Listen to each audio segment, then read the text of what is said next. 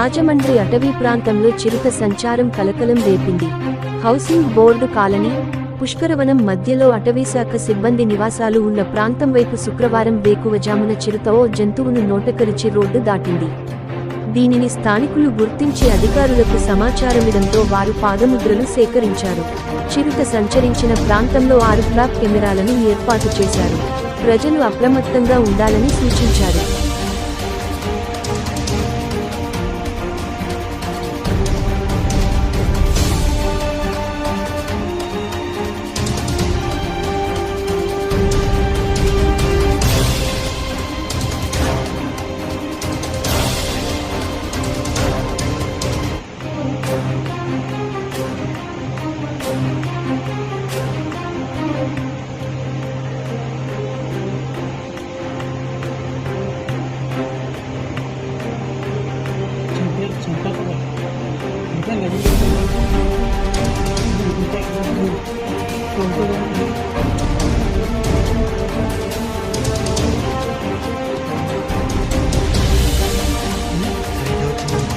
Hindi